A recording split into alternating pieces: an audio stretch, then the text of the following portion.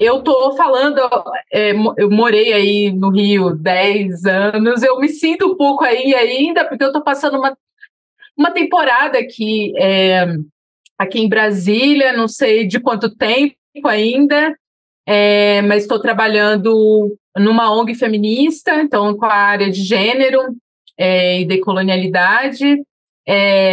E além de, então você falou assim, a gente traz muitas coisas que estão fora da academia e eu fico feliz assim, porque é meu tema de trabalho, né? É o tema da minha tese que está aí nascendo aos poucos e que infelizmente ou felizmente, agora a gente começa a ouvir um pouco mais, mas a gente sabe da distância que tem entre a pós-graduação e a graduação e todos esses processos de como esse tipo de abordagem aparece, né, na academia, ainda de forma muito incipiente, às vezes de forma muito periférica, no sentido de afastado mesmo, né? Que não se coloca algumas questões como centrais. Acho que o próprio tema vai falar um pouco, a gente vai falar um pouco disso, assim.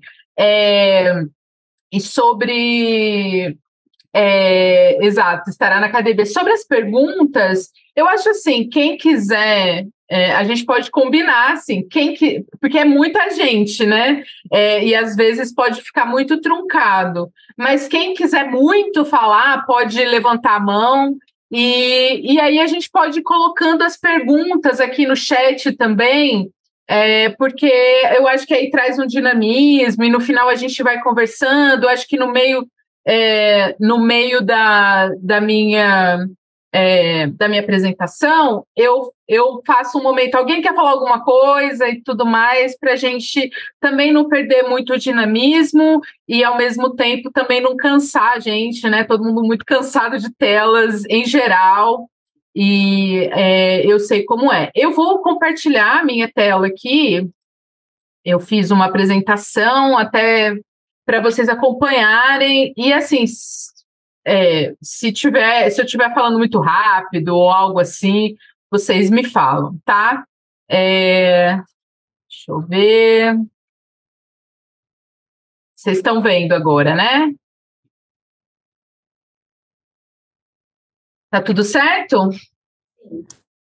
Sim. Sim. Muito obrigada. Obrigada por responder. Eu vou me apresentar. Eu acho que vocês receberam uma mini bio minha, mas eu sou Verônica, eu sou do interior de São Paulo. Vou falar o nome da minha linhagem feminina, que eu acho super importante. Eu sou filha de Aulisete, irmã da Fernanda, neta da Antônia e da Noêmia, mulheres que me ajudaram, que me forjaram. Eu peço licença a todos vocês e já agradeço de antemão de estarem me ouvindo.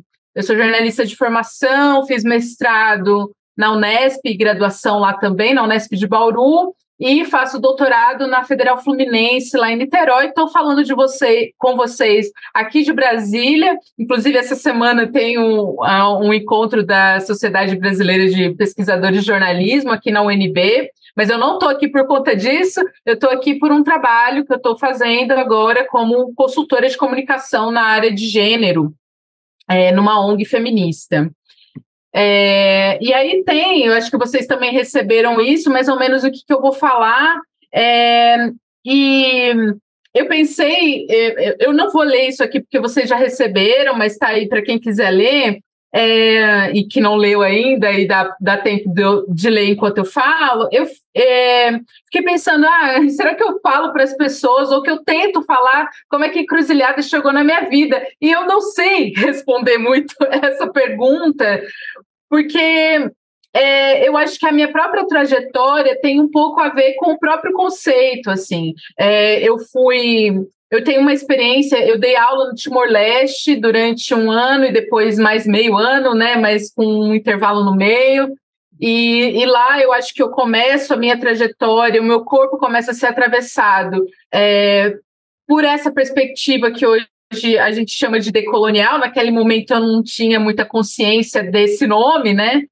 Enfim, E lá, então, eu começo a observar algumas questões relativas a essa herança da colonialidade, que toda essa herança de como a gente foi colonizado, a língua que a gente fala, a forma como a gente pensa, e, sobretudo, as relações. Eu trabalhei, inclusive, com pessoas, com portugueses lá, e é muito nítido, né, como há uma diferença, há uma hierarquização meio naturalizada. Enfim, então lá eu começo um pouco isso, eu entro no doutorado com um projeto relacionado a jornalismo lá para analisar um pouco o Timor-Leste, mas em algum momento eu entro em contato com essas reflexões mais ligadas às tradições filosóficas de matriz africana e indígena, e isso se apresenta para mim com o livro do Simas, com o livro do Rufino, e com outros, com Leda Maria Martins, com outras pessoas que estão pensando a partir dessas referências filosóficas. E aí eu acho super importante a gente colocar como outro ponto de referencial de pensamento mesmo, de forma de pensar e de forma de olhar o mundo, né, e de se posicionar no mundo. Então, eu começo trazendo uma reflexão mais específica mesmo da Leda. Deixa eu diminuir aqui. Bom, então, eu acho que antes da gente ler aqui juntos a Leda, é importante dizer que a encruzilhada, na forma como eu estou entendendo, ela é muito mais do que uma definição teórica, mas uma prática. E aqui eu já começo a dar uma encruzilhada na forma de pensar, que não pensar a teoria e a prática como algo separado, obviamente, né? Porque senão a gente acaba caindo também num referencial muito de caixinhas, e a encruzilhada vem bagunçar de alguma forma essas caixinhas que a gente está acostumado, né? É uma ação, portanto, né? Uma forma de se posicionar, uma forma de olhar e de agir no mundo, né? E que nos propõe, então, trazer à tona outras formas de pensar, outra epistemologia, né? Formas de saber que vem sobrevivendo há centenas de anos no nosso país. E aí eu acho bem importante que eu estou falando da marcar aqui para vocês que eu estou falando da encruzilhada aqui no Brasil, né? Depois eu até volto a falar isso, que a encruzilhada ela é um espaço, enfim, um lugar mágico em várias culturas. Mas eu estou falando aqui no Brasil, que é marcado especialmente pelas tradições de matriz africana e que vão encontrar também nas tradições indígenas um diálogo, digamos assim, muito, muito próximos, até pela postura de resistência, que é esse terceiro caminho depois dos encontros todos que esse lugar que a gente hoje chama de Brasil passou, né? Que não foi só um encontro, mas vários, né? Então, o termo, aí eu uso a Leda Maria Martins, que é uma linguista, ela é dramaturga também, uma grande intelectual brasileira que foi estudar lá as tradições de matriz africana, especialmente no território que hoje a gente conhece como Minas Gerais. E ela faz um trabalho etnográfico, um trabalho linguístico muito interessante, e é a partir dela que eu quero trazer aqui a reflexão de hoje. Então, o termo encruzilhada, segundo a Leda, utilizado como um operador conceitual, oferece-nos a possibilidade de interpretação do trânsito sistêmico e epistêmico que emergem dos processos inter e transculturais, nos quais se confrontam e dialogam, nem sempre amistosamente, registros, concepções e sistemas simbólicos diferenciados e diversos. É meio complexo, né? Parece dar trânsitos epistêmicos, transculturais, sistêmicos. E a gente vai falar um pouco sobre isso detalhadamente, né? Eu vamos tentar traduzir um pouquinho. Opa, passou dois aqui. Traduzir um pouquinho aqui. Então, ela fala, então, é encruzilhada como um operador conceitual. O que é isso, né? A encruzilhada, ela é um termo, eu estou falando termo, mas a gente poderia falar que é um campo de significações, um campo de sentidos, né? Um termo que vai permitir que a gente lide com esses diversos conceitos e também permite que a gente trabalhe e crie novos conceitos, né? O próprio conceito de cruzo, a ideia de encruzilhar, que eu vou falar muito, essa ideia de encontro, encruzilhada, e aí eu fiquei mais aqui no simbolismo da etimologia da palavra encruzilhada, né? Mas a gente poderia falar outros conceitos de acordo com o que a gente vai estar trabalhando, enfim, se a gente estiver trabalhando com uma pauta, e aí eu estou falando, sei lá, de política de cuidado, que aí tá na moda agora, tá na moda não, né? Tá na moda também, mas que foi tema aí da redação do Enem, tá todo mundo falando disso. E aí a gente poderia falar de como que a gente vai encruzilhar esse debate, né? Para além da questão do gênero e da sobrecarga, o que é cuidar nas acepções outras que a gente pode ter em outras culturas ou em outras referências culturais que existem na nossa vida e na nossa experiência, especialmente na experiência das periferias, e que a gente talvez não fale. Por exemplo, essa ideia de o vizinho cuidar de todo mundo, assim, né? Eu cuido da filha do vizinho hoje, amanhã outro cuida. Eu sou uma criança do interior, nascida numa família grande, migrante do Ceará, então todo mundo é primo, assim. Então essa ideia do cuidado, ela pode ser encruzilhada com muitas referências. Na minha referência, tem muita referência do terreiro, onde todo mundo brincava junto e todo mundo era cuidado por todo mundo. Eu estou dando um exemplo aqui, até simplório, mas que já buscando trazer um pouco para a nossa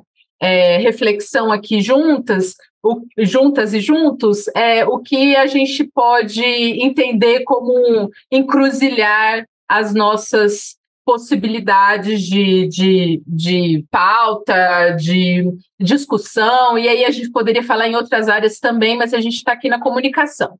Então, quando a gente fala em encruzilhar, a gente tem essa possibilidade de misturar, entre aspas, assim, de cruzar mesmo outros conceitos e criar novos. Então, é como se a gente pensar na encruzilhada que tem 3 caminhos, pode ter vários, né? A gente pegar um terceiro caminho, aquele que se encontra, né? Eu não coloquei aqui a imagem da encruzilhada, mas a encruzilhada clássica tem um caminho, um outro e tem um terceiro que dá origem, né? A partir desse cruzo. Enfim, então é esse operador conceitual que permite a gente fazer isso. A gente vai ver mais para frente o que isso significa na prática. Além desses exemplos que eu estou dando. E aí que também permite esse trânsito sistêmico e epistêmico. Então, permite passar por sistemas culturais diferentes e também formas de pensar epistemes diferentes, sem que isso seja um problema, né? Que é uma característica do contexto de processos inter- e transculturais, que ela coloca lá na citação que eu trouxe no começo, que colocam em diálogos diferentes conceitos e símbolos que, às vezes, eles podem até parecer muito, muito opostos, né? Então, esse trânsito permite que eu, estando trabalhando, já vou entrar aqui no jornalismo, tá, gente? Trabalhando com jornalismo, com os valores, notícias, critérios de noticiabilidade, eu falei assim, olha, não, mas agora esse critério aqui de noticiabilidade que a gente aprende lá, ou que esse valor aqui que é consagrado no jornalismo, isso aqui não vale aqui para esse lugar de onde eu falo, ou para esse lugar que eu estou narrando, para esse lugar que eu vou me permitir ser atravessada enquanto jornalista, né? Que a gente pode, por exemplo, a gente não necessariamente precisa ser de um lugar para ser atravessado por ele, né? Tem esse sentido do atravessamento também, né? A encruzilhada, mas enfim, a gente pode falar mais para frente. Então, esse trânsito quer dizer que a gente pode transitar sem que isso seja um problema. Do ponto de vista do que a gente conhece, das nossas formas de pensar clássicas e tudo mais, geralmente, quando coisas são muito diferentes, parece que a gente não pode juntar. Nossa, imagina, mas você está aí falando... eu vou voltar ao exemplo do política de cuidado. Você está falando de política de cuidado e aí eu vou pensar nas formas como as mulheres negras e indígenas cuidam da... Não, a gente está falando de um contexto urbano, né? Não é isso que a gente está falando. Mas a gente pode, a partir dessa ideia de encruzilhada, sim, ir lá e pensar junto, e a partir de outras culturas, de outras formas de organização, pensar uma política, né? Uma política dessa racionalidade tão urbana, tão moderna, né? Tão ocidental que a gente vive, né? E aí, essa ideia do lugar terceiro é uma ideia que a Leda traz, que muitos outros autores trazem também, que é essa ideia que eu já coloquei lá na outra tela, né? Dessa possibilidade de criar uma terceira possibilidade, né? A gente vive num mundo muito dicotômico, ou é sim ou é não, ou é coletivo ou é individual e tal, e a gente vai entrando a partir desse conceito nessa ideia de outras possibilidades para além desse dualismo que a gente está acostumado, né? E que a gente muitas vezes jogado, impelido, né? E impelidas a pensar, né? E aí ela fala também, então são sistemas que dialogam, mas nem sempre amistosamente, né? Então essas operações conceituais ou essa forma de pensar, elas não são necessariamente coerentes, né? O conflito faz parte dessa ideia, né? O conflito não só acolhido por essa ideia, mas como a encruzilhada é constituída também desse conflito, né? Então, ou dessa ideia de conflito. Então, sem que isso seja um problema também, né? E sem que essa ideia da encruzilhada perca o valor ou tenha o seu valor diminuído, porque essas duas coisas não dialogam, né? Por exemplo, eu vou dar um exemplo que acho que também pode ser muito interessante quando a gente pensa na sustentabilidade das nossas iniciativas de comunicação que venham das periferias e que sejam outras, e alguém pode falar assim, mas vocês vão precisar de dinheiro, vocês vão ter um iPhone, vocês vão pegar um financiamento com uma grande corporação, e isso parece contraditório. Aí a gente pode falar assim, sim, pela encruzilhada a gente fala, tá tudo bem, é contraditório mesmo, a gente vai falar de certas coisas que não estão alinhadas a determinados lugares, que se espera que a gente tenha uma coerência, porque o mundo que também nos submete, ele também não é coerente. A própria história, a nossa história, que é contada pelos outros, também não é coerente, né? Então, a encruzilhada, ela permite que essa não amistosidade, ela se resolva de uma forma que não é só do ponto de vista pragmático, mas é também do ponto de vista da postura que a gente está tomando diante da vida e do compromisso ético que a gente tem. A gente vai falar mais sobre isso. Então, eu comecei a falar de encruzilhada sem saudar Exu, mas eu saudei antes Laroye Exu, para quem acredita, e para quem não acredita, eu acho muito importante dizer que a nossa forma de pensar hegemônica, as formas que influenciaram a nossa própria educação são extremamente cristãs, né?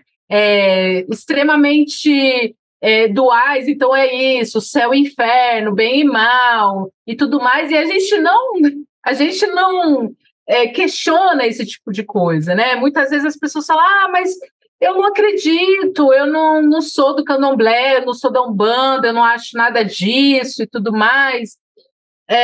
Então, eu queria que, quando a gente falasse sobre isso, a gente fale do ponto de vista filosófico, porque a racionalidade, digamos assim, a forma de pensar cristã também deu origem a coisas, a conceitos, a formas de relacionamento que a gente estabelece até hoje e a gente não questiona isso. Mas por que as racionalidades, as formas de pensar negras e indígenas foram submetidas e foram colonizadas, muitas vezes eu estou falando coletivamente, claro que não é todo mundo, mas existe um senso comum que quer um pouco colocar isso num lugar do proibido, num lugar do ai meu Deus, olha só, né, como as expressões são carregadas, inclusive, né, quando a gente fala ai meu Deus, a gente está falando de um Deus, né, de um Deus bem cristão, inclusive, bem branco. Então, é importante a gente dizer de onde vem, e aqui falando especialmente no território brasileiro, de onde vem a encruzilhada, né? Que encruzilhada eu estou falando? É essa encruzilhada que vem do Orixá Exu, que é o grande comunicador. Eu sou muito intrigada com o fato de que a gente fala pouco sobre isso, sobre agente da comunicação, né? Porque a área de educação, por exemplo, né? Eu citei no começo o Fino, o Cima, são grandes educadores, são pesquisadores na área de educação muito respeitados e principalmente o Rufino é mais da educação, lá da UERJ, inclusive, e a gente que é da comunicação, a gente não fala. Tirando o Muniz Sodré, que falou lá, né? E tem pouca gente falando de Exu como esse lugar mesmo da comunicação, né? Sem Exu, o sistema filosófico Nagô, aí eu estou falando lá com o Muniz Sodré, num livro chamado Pensar Nagô, o sistema não se realiza praticamente, né? Ele é o grande comunicador que coloca em comum e que faz esse papel de mediação entre Ifá entre o Orum e o Aie, né? Entre as divindades, digamos assim, e as pessoas, mas também é o próprio princípio dinâmico da filosofia africana, né? E aqui eu estou falando bem especificamente dos Yorubá, né? E esse lugar de Exu é um lugar conquistado. É muito interessante isso também.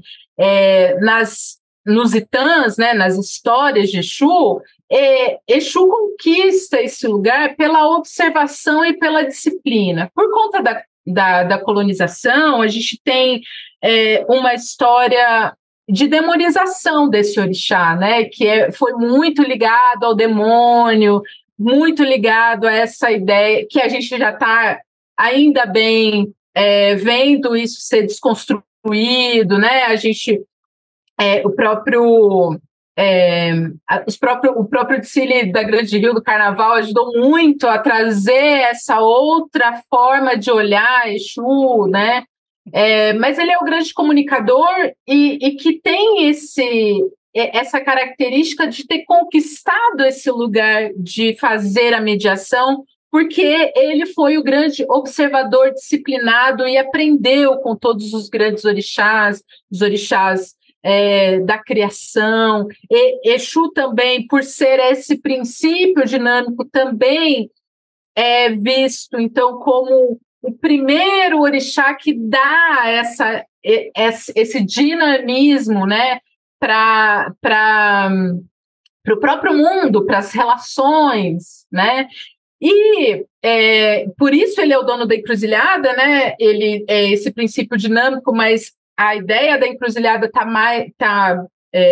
nas histórias, nos itãs, está mais relacionada a essa capacidade de observação e disciplina de Exu, aquele que sabe falar a linguagem de cada um dos orixás, né? E que, portanto, que sabe falar e comunicar a Ifá, né? O grande oráculo, aquilo que a gente precisa falar. Então, ele é esse lugar, também, ele é o dono desse lugar, o grande morador desse lugar, o lugar da magia em várias culturas, como eu falei lá no começo, e é muito importante que a gente compreenda, então, que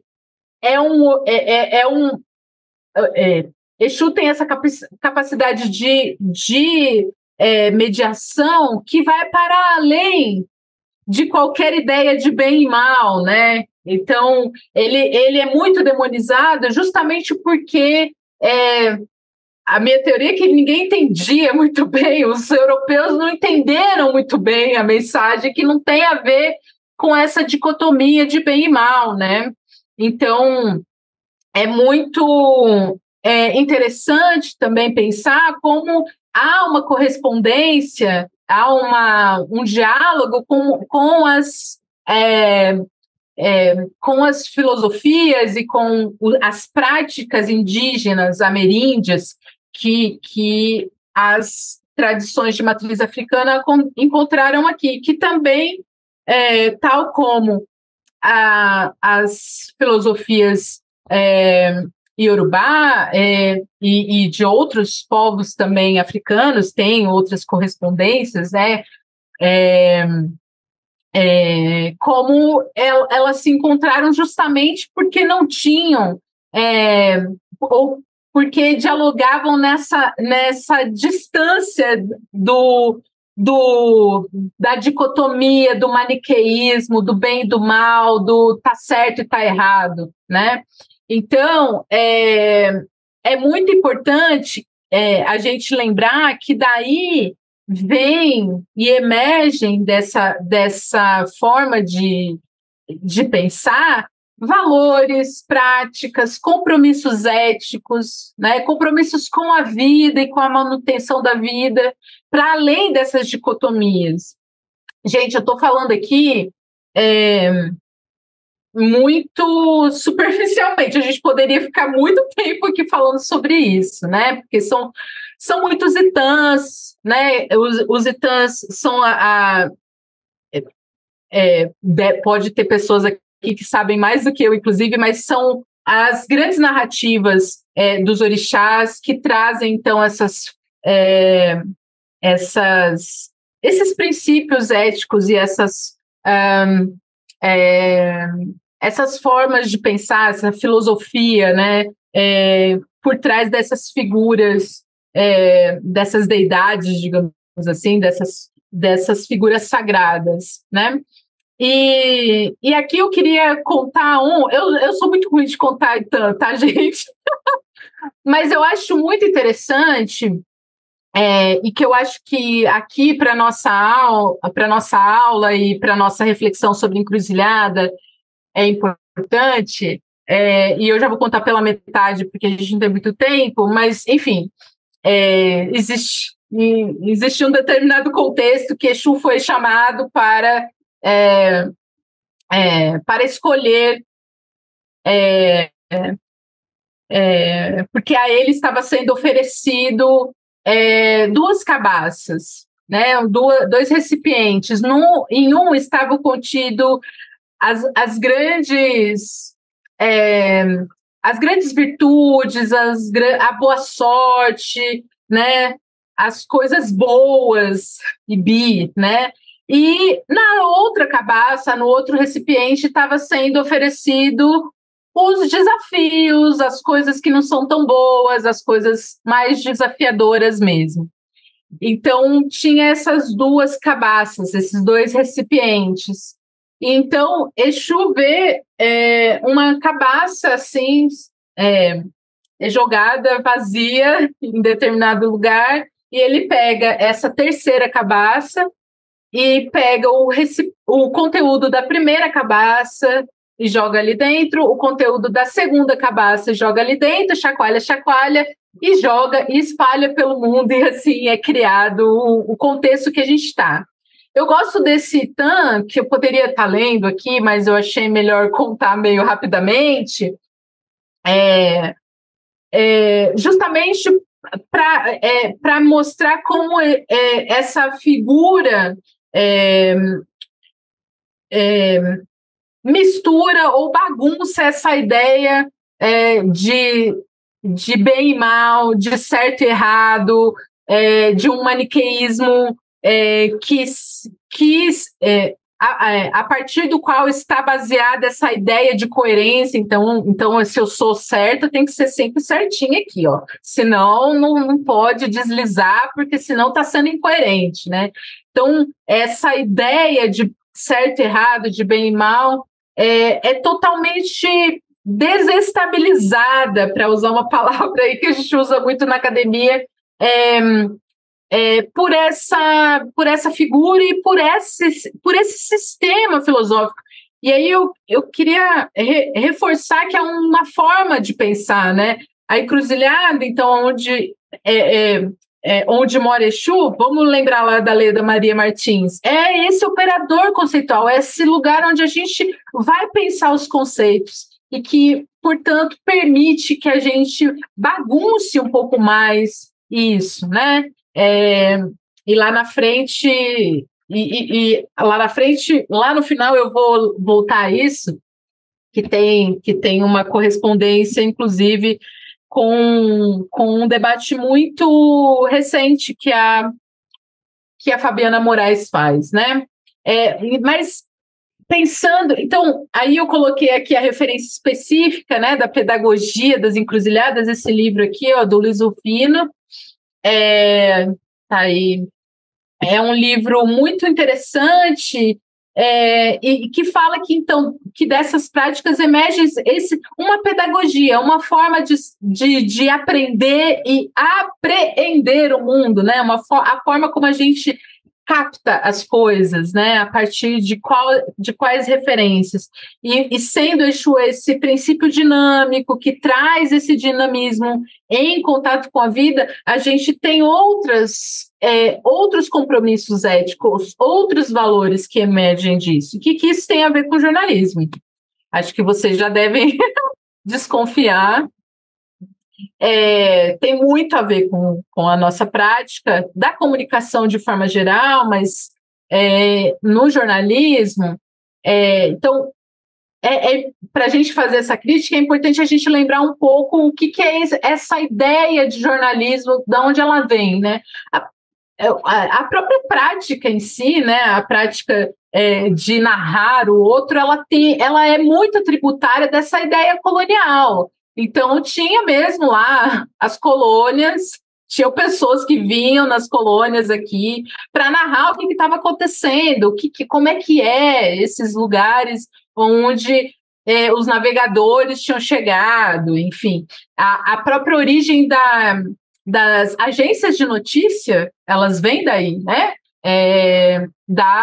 Das grandes incursões coloniais.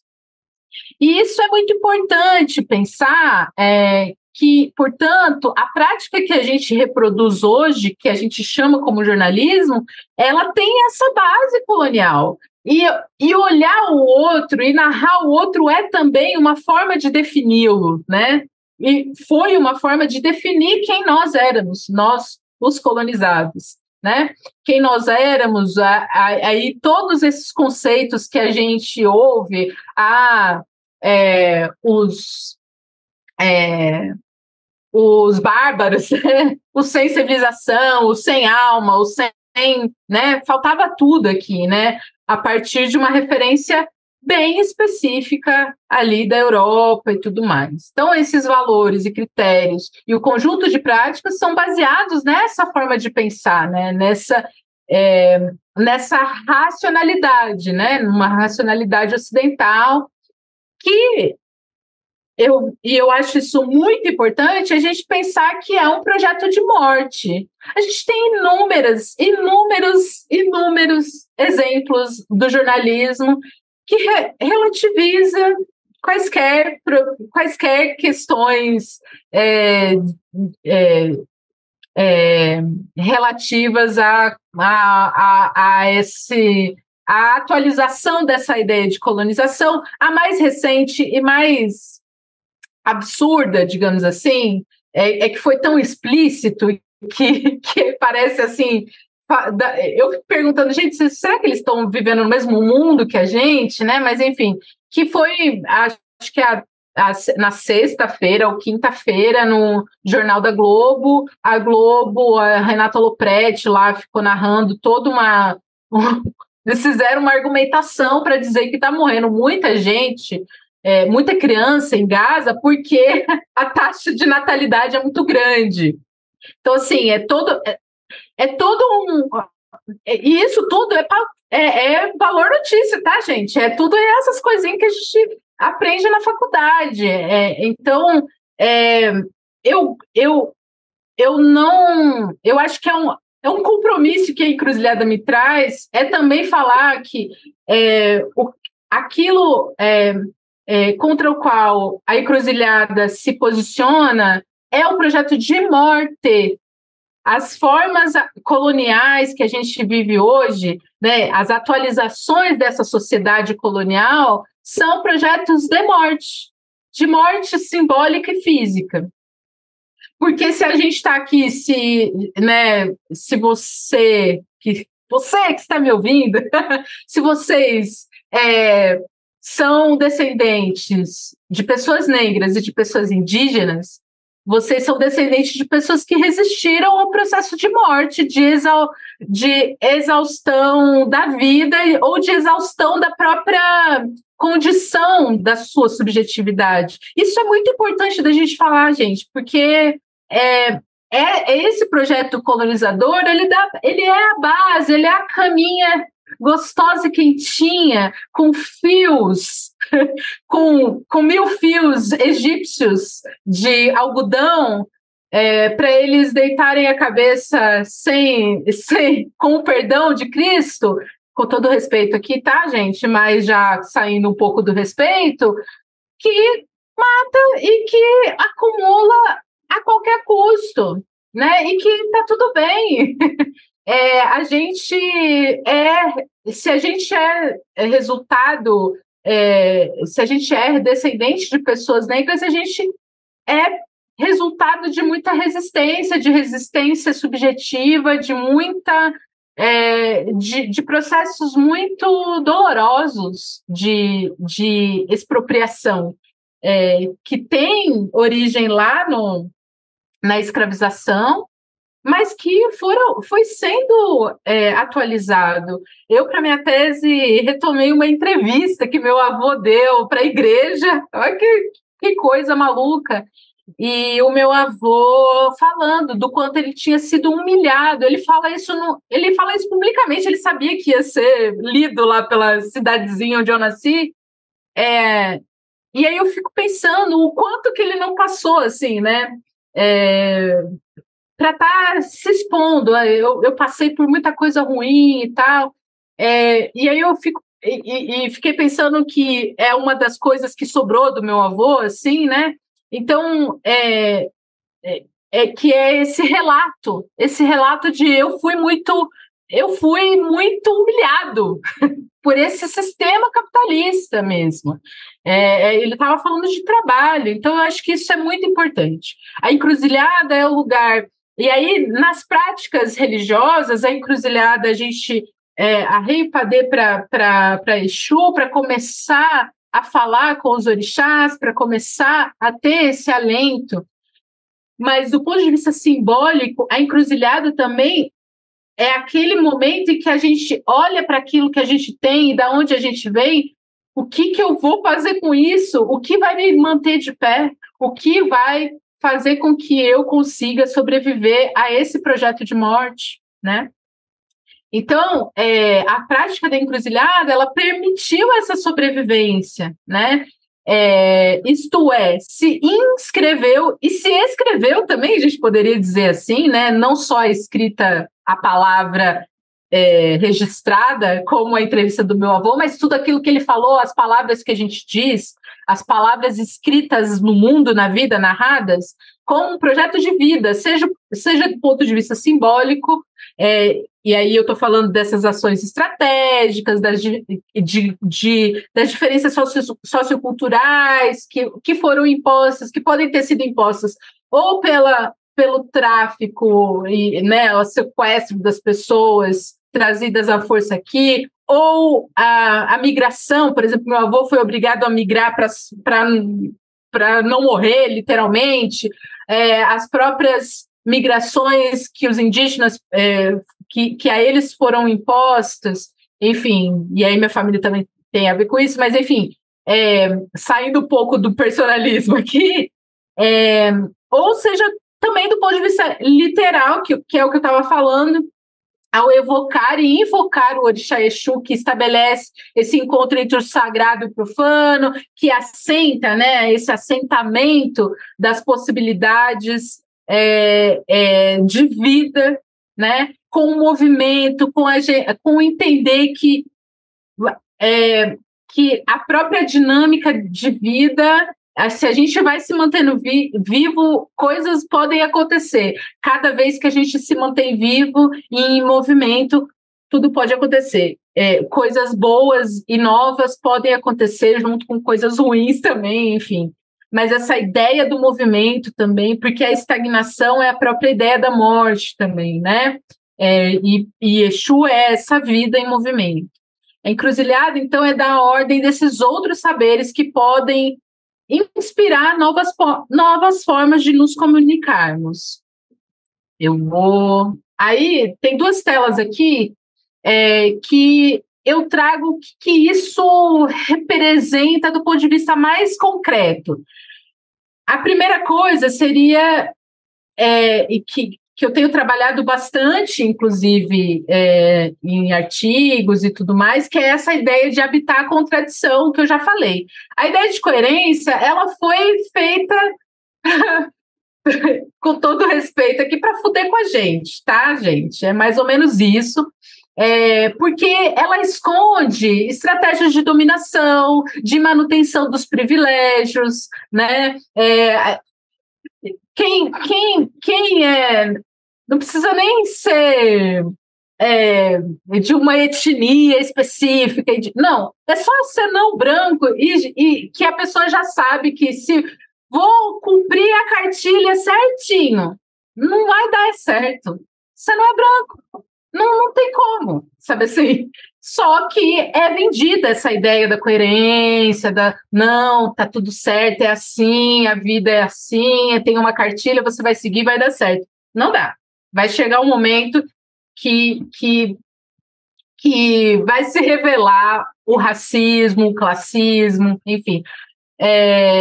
Então, a gente tem que habitar e abraçar essa contradição, pensando principalmente que as nossas práticas de comunicação e de jornalismo, elas vão ter contradição, e as pessoas vão apontar para isso e a gente vai muito tranquilamente dizer isso não é um problema, desde que isso esteja comprometido com a vida, com essa ideia do buen vivir, né, do bem viver, do viver sabroso, como diz a vice-presidente lá da Colômbia, com as práticas de vida mesmo e de fertilidade. Exu também é o orixá da fertilidade, da vida que se multiplica, né? Que sejam filhos de fato ou outras formas de dar a vida, né? Essa é uma coisa. A segunda coisa é restituir o corpo por inteiro ao jornalismo. O jornalismo, lá, tributário dessas ideias maniqueístas, dessa racionalidade, ele é, então, uma forma de conhecimento que reproduz a ideia de um Deus onipresente, onipotente, onisciente, que está em todo lugar, mas que ele não tem corpo, quase... quem assistia... como é que chamava aqueles Power Rangers? Não tinha aquele negócio? Eu esqueci o nome, esqueci o nome dele. Se alguém lembrar, fala aí que é muito bom lembrar. Eu já estou denunciando a minha idade. O Megazord. Estou denunciando a idade aqui também, né, gente? Mas estamos aí. Então, é como se existisse um grande Megazord que sabe de tudo e que se a gente... são os dados da Loprete lá. Não, tá morrendo muita gente. Olha só como ela tá distante aqui, né? Ela tá distante daquelas crianças morrendo. Não, é que tem muita criança e tá morrendo mais criança. É isso daí. É por isso que tá morrendo criança em Gaza. Não é porque tem um projeto de extermínio, um projeto sionista de décadas já que submete os palestinos. Não é por isso, é porque tem dados estatísticos. Então, a gente precisa restituir o corpo ao jornalismo.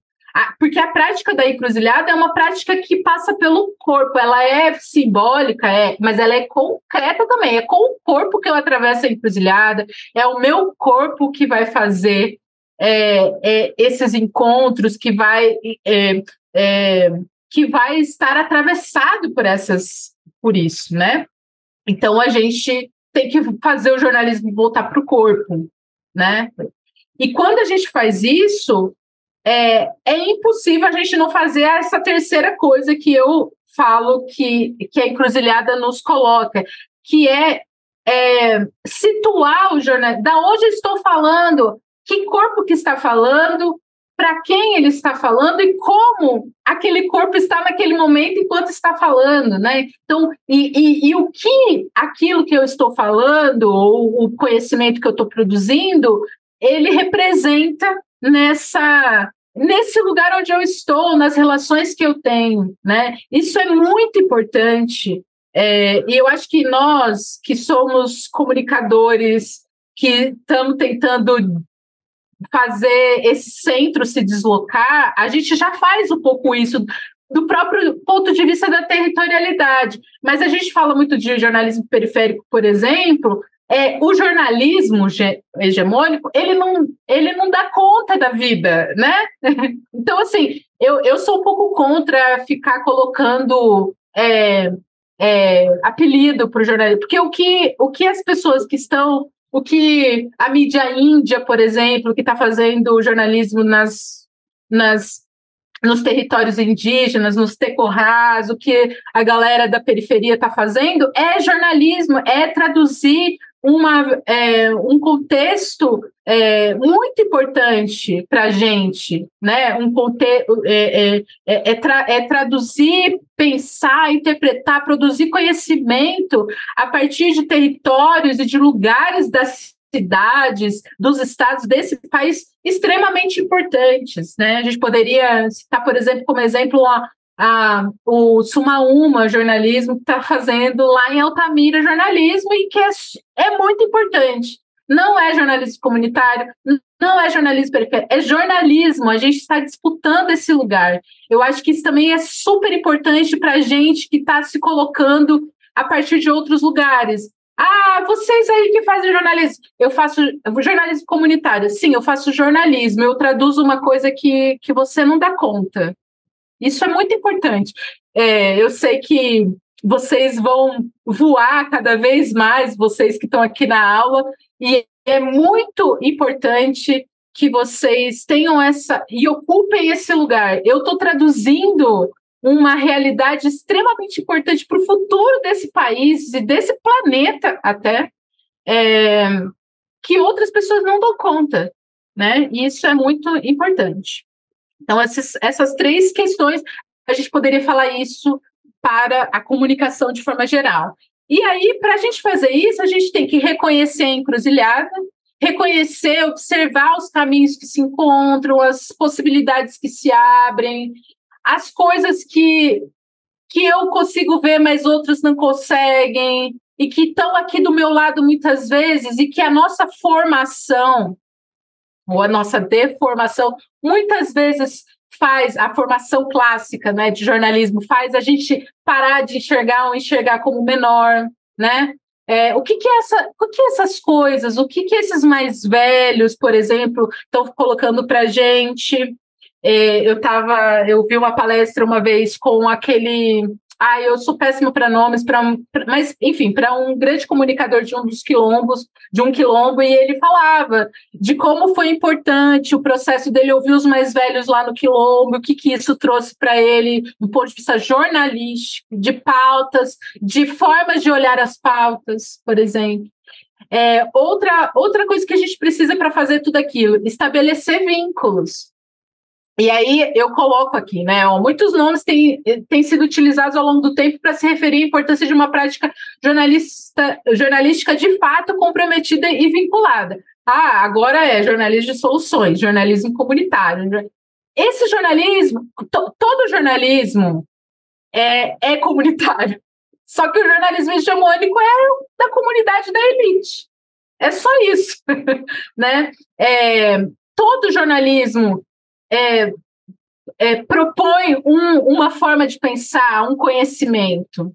E aí, o que a gente precisa saber é a partir do quê? De quais valores eu estou estabelecendo esses vínculos? Porque todo jornalismo é vinculado, né? Que vínculo a Lopretti tem para falar com tanta tranquilidade que morre mais criança em Gaza porque nasce mais criança, porque a taxa de natalidade é alta? Que vínculo que ela tem? Ela tem um vínculo, ela está respaldada por uma forma de pensar ali, né? Aí eu dei um exemplo aqui, até eu esqueci, vamos ver. O jornalismo hegemônico sempre é isso que eu estou falando, sempre teve vinculado às elites. Colocar a nossa prática enquanto jornalistas na encruzilhada, então, é assumir que a gente nós fazemos e faremos, por isso que eu pus dizer aí, continuaremos a fazer jornalismo vinculado a pessoas e causas bem específicas mesmo, e que tem a ver com a nossa presença política no mundo, que é ser uma mulher, no meu caso, uma mulher negra de pele clara nesse país, nesse mundo, o que é ser uma mulher antes, ou junto com isso tudo, né? Enfim, o que é ser uma mulher nascida no interior, filha de imigrantes, neta de imigrantes nordestinos, o que é isso? A nossa presença, o pessoal é político, né? Como lá as feministas falam há muito tempo, mas esse pessoal é político, também é racializado, ele também é territorializado, isso é muito importante. E há uma outra coisa que a gente tem que fazer, transgredir as regras. Isso daí é gostoso, né? A gente faz sempre que a gente pode. Mas eu estou falando aqui, obviamente, do jornalismo, porque a gente aprende, a gente é formatado mesmo, né? Valores notícia, o que é os critérios de noticiabilidade. Nossa! Hoje mesmo eu discuti no bom sentido, né? Debati com uma amiga do trabalho um vídeo que circulou entre ontem e hoje de uma menina que, infelizmente, filmou a própria morte, né? Qual que é Aí tem o critério de noticiabilidade, a coisa... Nossa, não foi uma testemunha ocular, ela mesma filmou, vamos divulgar isso. Será que a gente precisa divulgar isso num contexto de tanta violência, de banalização da violência que a gente vive nesse país, no mundo, de forma geral? Será que isso é mesmo importante? O que seria importante se a gente trouxesse outras formas de pensar ali, né? Ou a gente pode pensar, não, é importante, mas de que forma a gente vai fazer isso, né? Isso está comprometido com a vida? Será a divulgação desse vídeo, né? Isso está comprometido com o bem viver, com a construção de um mundo que seja menos violento, com um mundo que não seja de morte, né? Que não esteja comprometido com a morte. Enfim, já estou terminando, tá, gente? Mesmo. E aí, opa, passei 2. E aí a gente poderia pensar em exemplos, né? A gente tem, e aí eu trouxe não exemplos específicos, mas formas de se organizar que podem ser um exemplo. Iniciativas coletivas, que têm geralmente vínculos territoriais ou conexões por afinidade. Vou dar um exemplo. Voz das Comunidades tem um vínculo ali, Alma Preta. Gente, eu peguei um exemplo e falei assim, nossa, eu tenho que falar desse, mas já esqueci. Mídia Índia, essas possibilidades que a gente tem de ação coletiva mesmo, de se juntar como comunicadores, jornalistas, e fazer ações mais coletivas, iniciativas pessoais dentro de veículos hegemônicos e que trazem reflexões muito importantes. Vocês tiveram aulas com vários deles, a própria Fabiana é uma delas, a Midian, tem muitas pessoas, inclusive, que saem dessas iniciativas coletivas e que conquistam espaço nas mídias mais tradicionais hegemônicas, e outros formatos e aberturas possíveis que a gente pode criar. Né? A encruzilhada é esse lugar da fertilidade também, dessas possibilidades de abertura. Não tem eu ia falar que não tem regra, tem organização, mas não tem regra, tipo, tá certo, tá errado, né? A gente tem que estar compromissado e tendo esse compromisso ético com a vida. E aí eu estou falando aqui de outros formatos, aberturas possíveis, porque o jornalismo, ele não precisa ser só as notícias nas configurações que a gente aprende do lead. Jornalismo é também também outras formas de se informar. Eu vou usar um exemplo bem banal e já batido, que são os quadrinhos, por exemplo. E aí a gente pode pensar outros formatos clássicos, grandes comunicadores como os Racionais MCs, que ensinaram muita gente, que deram muitas notícias importantes, né? Por exemplo. Então, a arte ocupa esse lugar muito importante também, né? Vou passar aqui para não tomar mais o tempo de vocês. Então, encruzilhar é encontrar caminhos outros para que o jornalismo deixe de ser amolador de facas. E aqui eu estou dialogando com a Fabiana, que traz lá essa imagem no início do último livro dela, né? Pauta é uma arma de combate. Então, para que o jornalismo deixe de ser esse amolador de facas e passe a construir paraquedas coloridos, para a gente ressignificar essas quedas inevitáveis que esse mundo dá. E aqui os paraquedas coloridos, eu estou dialogando com o Ailton Krenak, esse grande intelectual, agora reconhecido pela Academia Brasileira de Letras como imortal, mas ele já era imortal. E quando ele está falando dos paraquedas coloridos, ele está dialogando com o Davi Copenau Yanomami, que fala da queda do céu. E aí ele fala, a gente tem que abrir paraquedas coloridos. Então, eu acho que a gente tem que deixar de ser amolador de facas enquanto jornalistas e fazer com que a nossa prática jornalística seja um paraquedas colorido, né? E seja lá o que isso represente a partir dos nossos vínculos. Existem outros sentidos para a ideia de jornalismo, né? Jornalismo não precisa ser só aquilo que a gente aprende, né? A gente pode desaprender isso também, né? Outros sentidos a serem percorridos, aí usando aqui a metáfora da encruzilhada, né? Como caminhos que a gente ainda não tomou. A gente pode voltar para o centro da encruzilhada, depois a gente vai encontrar outra encruzilhada e tomar outro caminho e tudo mais. E da mesma forma, há outros caminhos a serem criados. A gente mesmo pode falar assim, olha, isso aqui a gente não está vendo, mas tem um quinto caminho nessa encruzilhada, né? E que são sentidos outros que a gente vai descobrindo a partir das nossas referências, a partir daquilo que a gente vive, a partir daquilo que a gente sempre viveu e que muitas vezes foi colocado de lado, ou nunca foi valorizado, ou que nos ensinaram que não tinha valor, né? E eu espero que a gente faça isso juntos e juntas e juntos. Tá? Eu deixei aqui meu e-mail, eu vou deixar um pouquinho, porque eu sei que está gravado e algumas pessoas vão ver gravado, mas eu também posso compartilhar essa apresentação. Não coloquei as referências, mas eu posso colocar algumas referências antes de compartilhar. Tá bem? É isso, vamos conversar. Eu falei que eu ia dar um tempinho no meio da apresentação e eu não dei, porque eu vi que já estava. Avancei bastante, peço desculpas pela colonização do tempo, mas também agradeço demais a cada escuta de vocês. E agora, com a presença da Fabiana, vou agradecer mais uma vez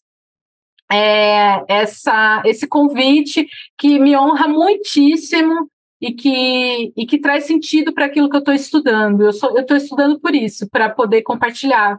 E se eu não tiver esses espaços, se eu não tiver esse diálogo, eu não consigo, né? Então, eu agradeço muito, Fabi, mesmo pelo nosso encontro, agradeço a Exu que te colocou na minha vida e agradeço a cada um de vocês, a cada pessoa, seus ancestrais, e é isso, vamos que vamos.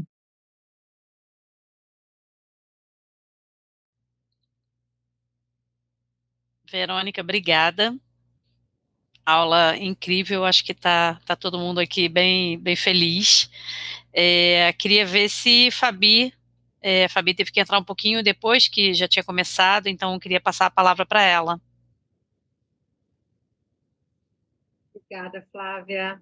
Boa noite para todo mundo. Desculpe meu atraso, estava numa das 27 bilhões de reuniões que a UFPE pede para a gente fazer por semana. Verônica, obrigada também pela participação, né? É uma das aulas novas dessa segunda edição desse curso, né, específico que Colabora está realizando, Prática e Reflexão de Jornalismo. Eu acho que é uma aula que ela tem um componente prático e filosófico muito alto, e acho que isso é importante também para que a gente, né, que tá se formando, que está se reformando, enfim, que a gente se utilize desse aprendizado, né, que você está trazendo para a gente, porque são questões que, por exemplo, não passam ainda pelas universidades, né? Assim, às vezes é alguma coisa ou outra ali numa eletiva, mas eu acho que a gente compreender a comunicação a partir dessas questões que você traz do Exu das encruzilhadas e dos dribles, que eu acho que talvez fosse uma coisa legal para você falar um pouco depois, assim, mas eu acho que primeiro a turma fazer aí as perguntas, mas queria que tu explicasse um pouquinho a noção de drible depois, porque tem a ver com ferramentas, né, com posicionamentos do que a gente pode fazer na prática jornalística, no pensar e na prática, né? Então, te agradeço também muito, Vera, assim, eu também aprendi um bocado contigo nesses últimos tempos, assim, eu e Verônica, a gente tem feito recentemente trabalhos juntas. A gente vai apresentar o nosso primeiro trabalho essa semana na SBPJ. Ela vai, porque eu não vou estar, infelizmente. Eu vou ter que viajar para Belém. Mas é isso, te agradeço muito e agradeço também a abertura que o Colabora sempre teve, assim, quando a gente coloca os nomes, assim, Flávia, Agostinho, o pessoal todo do Colabora tem sido muito aberto assim às proposições para pensar esse jornalismo enfim, que a gente precisa sacudir, e o Colabora tem sido um espaço bem importante para isso. Sim, eu prometo não mais colonizar o tempo, mas eu vou falar porque fui provocada. e vou reforçar, eu comecei agradecendo, colabora e agradeço demais. Também por isso, né? Porque a gente precisa ter lugar para ouvir, para ser ouvido, né? Enfim, e realmente é, esse projeto colonial de o jornalismo é isso. Alguém escreveu aqui, eu vou falar o nome, acho que é Tatiane. Eu estava pensando mesmo se eu estava fazendo o jornalismo certo. Tá, é exatamente isso, assim, porque esses projetos hegemônicos de pensar como jornalismo, não sei o quê. A Fabi também escreveu que não viu esse negócio da Luprete, a gente pode escrever sobre isso, amiga. Porque, olha, enfim, mas esse projeto, ele porque quando a gente fala, porque a gente também, né, sofre dessa subestimação do que a gente também pensa, nossa, será que eu tô, sei lá, teoria da conspiração? Não, é um projeto mesmo de sociedade, né, um projeto então, de formação, e aí a gente tem que e aí vou pensar todas as ideias que vêm com esse trans aí, né? A gente precisa transformar mesmo, né? A gente não precisa ser formado, a gente precisa ficar nos transformando sempre.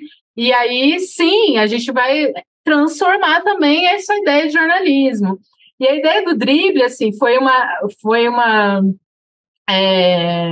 provocação da Fabi. Eu nem coloquei muito essa ideia da encruzilhada, mas que está total lá. Eu acho que quando a gente melhorar esse artigo, eu coloco um pouquinho da encruzilhada lá, enquanto esse arcabouço mais filosófico, mas o drible enquanto essa prática meio de dar uma sambada. Parece bobo, né? Porque a gente também é ensinado a ver isso como menor, mas essa possibilidade, então, que a Leda fala de eu fazer dialogar dois sistemas muito diferentes, de culturas diferentes, e sistemas epistêmicos, ou seja, de formas de pensar diferentes, em diálogo, para que eu possa aí abrir um caminho terceiro e sobreviver. Os nossos ancestrais fizeram isso sempre. Driblar, então, assim, todo mundo aqui. Eu infelizmente não vi o Garrincha driblando ao vivo, né? Assim, eu nunca vi, eu não fui contemporânea muito, né? Eu era um bebê quando ele ainda estava vivo, mas a gente já viu uma imagem do Garrincha driblando. Então, é essa a ideia. Tem uma regra aqui do futebol, tem a regra. Você tem que ir lá e colocar a bola no outro gol. Mas essa dança, essa ginga, para que eu despiste, aí mora um conhecimento que é do corpo. Existe um epíteto, né, uma característica de Exu, que é Exubará, o Exu que mora no corpo. O nosso corpo pensa. A gente também foi levado a pensar só com a cabeça, né? A pensar que só a mente pensa, o corpo pensa como de forma integral, inteira. Não existe separação corpo e mente. É outra forma. A gente está enchendo de bicho aqui.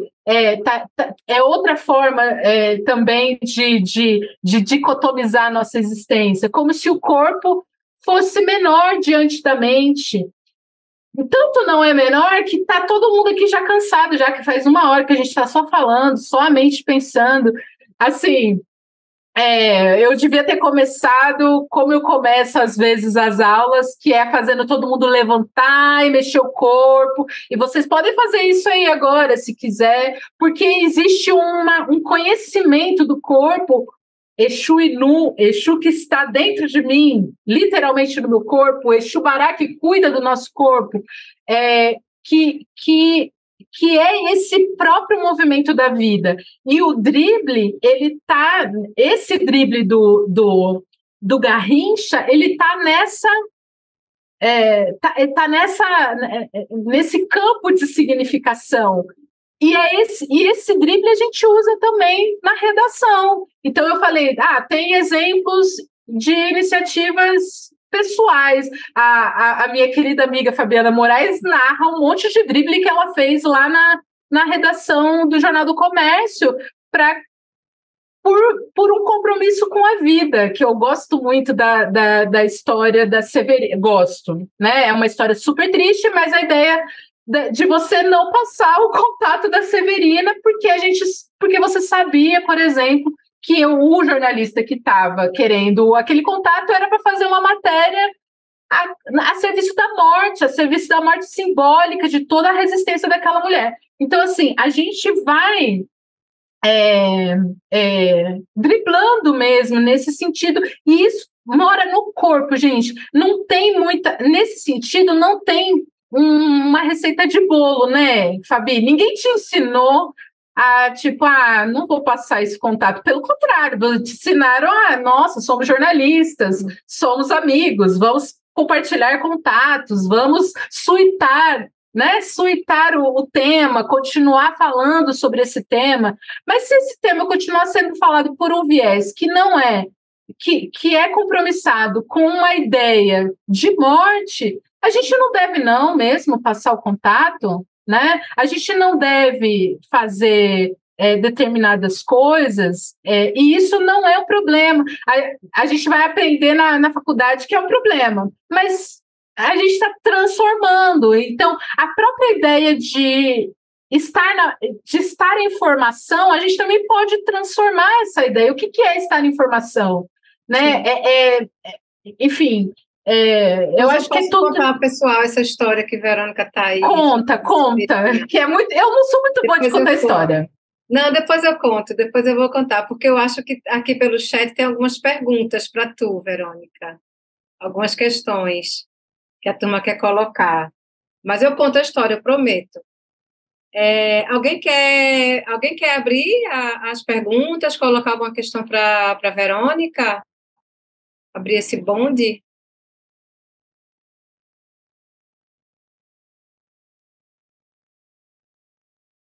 Sem vergonha? Eu adoraria. Então, o meu não é nenhuma pergunta, é mais... Boa noite, gente, desculpa. O meu não é nenhuma pergunta, é mais uma fala mesmo, assim. Porque quando você estava falando meio que ser descendente de uma linhagem de pessoas pretas, lhe coloca em certas posições que são incômodas quando a gente está num ambiente no qual a gente não é comumente aceito, vamos dizer assim. Eu trabalhei numa multinacional por 2 anos, né?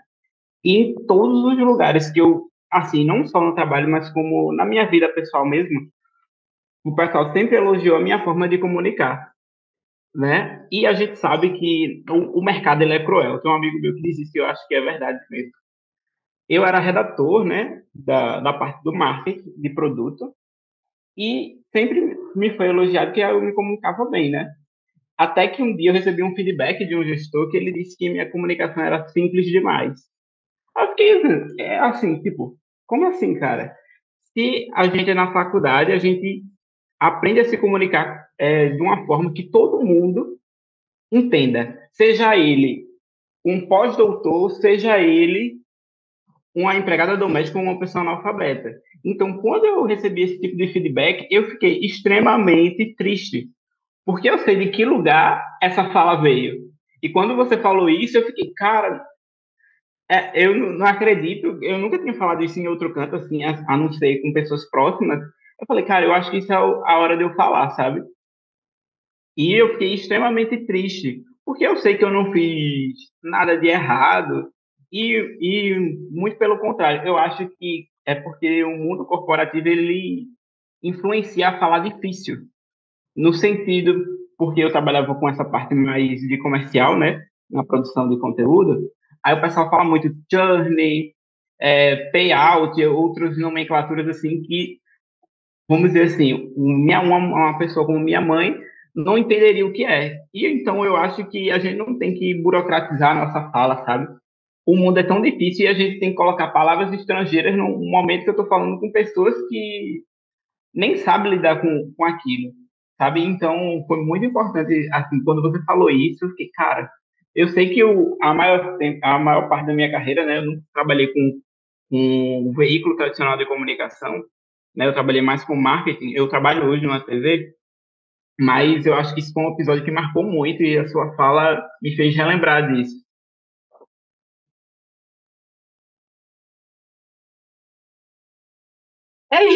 É isso. Eu, a gente teria inúmeros exemplos aqui, né, dessa coisa, como a linguagem é uma coisa que eu também, em determinado momento, eu coloco lá, assim, né, na tese, essa coisa das palavras, né, porque Exu também é a palavra, assim, né, e é essa palavra que sequer é entendida. Quando a gente faz usa intencionalmente, a gente sabe que é intencional, né? Como você sentiu, né, Dilson? Era intencional para te desmerecer mesmo, porque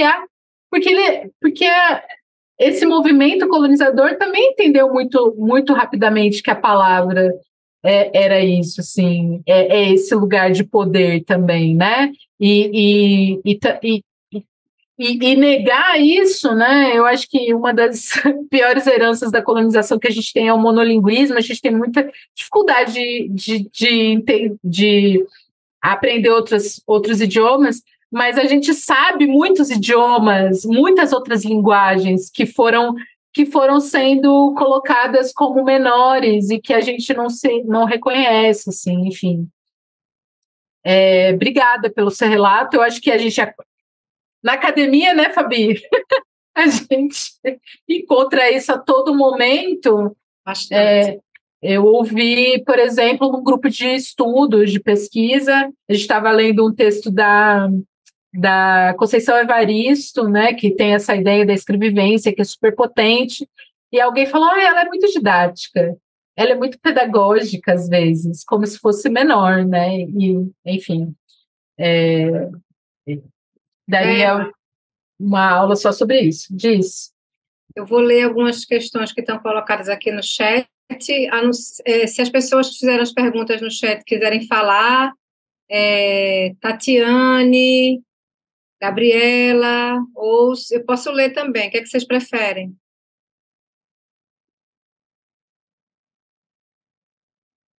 Fale aí.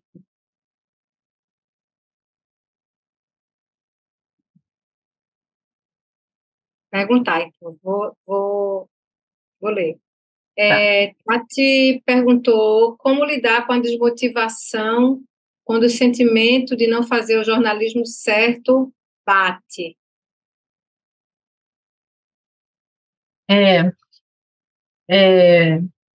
Essa é uma coisa, uma vez eu dei uma palestra num evento sobre decolonialidade e eu falava muito sobre isso, assim, sobre como é importante a gente, porque para dialogar lá com o Simas, Flávia, que você citou, né, isso para mim é o próprio a ideia do carrego, né, o carrego colonial. Sabe assim, quem já foi benzedeira já sabe, né? Essa menina está carregada, tem que fazer uma benzedura aqui, né? E essa sociedade que a gente criou, com essa forma de pensar, coerência, bem e mal, certo e errado, ela traz esse carrego mesmo, né? E aí a gente fala, putz, tá errado, tô errado. E isso é o projeto de morte mesmo, porque a estagnação a própria um tipo de morte. Esse se ver errada é um tipo de morte. O síndrome do impostor é um tipo de morte. E, gente, eu estou falando aqui, ó, de um lugar que eu estou atrasada com a minha tese, sabe assim? Porque eu também caí nisso. E é muito difícil, e a gente precisa cuidar da gente, cuidar do corpo, cuidar do nosso corpo. Verônica, não tenho nenhuma afinidade com candomblé, com banda, nem nada. Não importa o nome que você dá, mas a gente precisa cuidar dessa energia vital. E isso é uma prática teórico-epistêmica também, sabe assim? Para mim, na minha experiência, assim, pouca, que não é muita ainda, e pelo pouco que eu aprendi, assim, pela encruzilhada, eu acho que isso também é uma forma da gente se cuidar, uma forma da gente enfrentar essa política, uma política de morte mesmo, né? De de carrego, enfim, de deixar a gente mesmo estagnada. Então, a gente precisa cuidar da gente, e cada pessoa vai ter uma forma. Cultivar seus vínculos, se esforçar um pouquinho ali para estar com as pessoas. Eu vou até dar um testemunho. Uma vez eu ouvi um babalorixá falando: a gente tem que dar testemunho de Exu, tem que, igual os evangélicos faz. Meu testemunho esse artigo que eu escrevi com a Fabi, ela não sabe, eu não falei isso para ela, mas foi muito importante para eu retomar esse dinamismo, para eu sair da estagnação, porque o ambiente acadêmico também é um ambiente muito carregado. A gente tem que lembrar como que surgiu essa universidade. Aqui ela se prestou, né? O que a ciência fez, né? E a gente sabe muito bem de onde vem e como é difícil transformar essas coisas por dentro. Então, os vínculos que a gente estabelece, essa ideia do cuidado, de se cercar de pessoas que cuidam da gente sem que isso seja algo do extraordinário, porque isso faz parte da nossa forma de estar no mundo, né? Então, nesse caso que eu dei o exemplo da Fabi, é porque eu estou dialogando com alguém que tem valores como o meu e que as coisas que a gente partilha partem do mesmo lugar, né? E que a gente não está pela fogueira das vaidades, não, a gente faz piada disso para a gente sobreviver também, né? Dentro da academia. Então, piada e crítica, né? Enfim, mas a gente vai driblando. Então, eu acho que essa ideia do cuidar-se de uma forma integral e de pensar o que é isso para você, para vocês, assim, se cercar de pessoas e de os babalorixás falam de conduta, né? Eu vou aqui me cercar de pessoas que vão potencializar o meu axé, não me despotencializar, porque o mundo já é despotencializador, né? Isso é uma prática teórico-filosófica, gente. Isso é muito importante, a gente se lembrar disso. Eu quero só colocar só uma questão também que Verônica atrás, né, e também que tem a ver com a pergunta de Tati, assim, acho que a desmotivação, ela vai ser uma questão até para quem faz esse jornalismo, usando as suas aspas, certo. Não tem, na verdade, esse jornalismo certo, sabe, Tati, assim, jornalismo certo é um jornalismo que ajuda a construir a democracia. Ele, às vezes, inclusive, está nos espaços hegemônicos e nos jornalões. É bem importante que a gente sempre leve em consideração que toda a redação, mesmo a redação de jornais, como, sei lá, um dos mais conservadores, que é o Estadão, a gente não pode caracterizar a redação como uma redação totalmente conservadora, né? Muita gente daqui pode ser que daqui a, sei lá, 6 meses, 1 ano, esteja trabalhando num jornal desse, não significa que aquela pessoa seja uma pessoa conservadora. É bom a gente ficar muito atento a isso, sabe? Porque dentro desses espaços também é possível a gente criar estratégias de drible, dessa questão que Verônica está trazendo. Eu falo no livro lá, algumas pessoas aqui já têm o livro, foram sorteadas, vão receber o livro, que eu chamo ali de tecnologia hacker, que a gente agora, nesse artigo, a gente vai trazer essa questão do drible, porque eu acho que ela faz mais sentido por questões de classe, de raça, que a gente trata no jornalismo, então acho que ela é mais coerente.